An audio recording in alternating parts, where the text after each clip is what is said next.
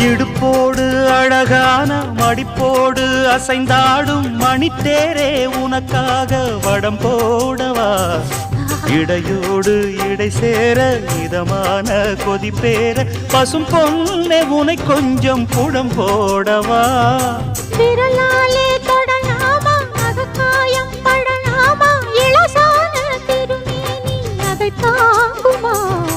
அழுக்காமல் சலிக்காமல் அணைத்தாலும் வலிக்காமல் இருந்தாலே தருவேனே இதழோரமா காயம் படக்கூடும் வேகம் பிறக்க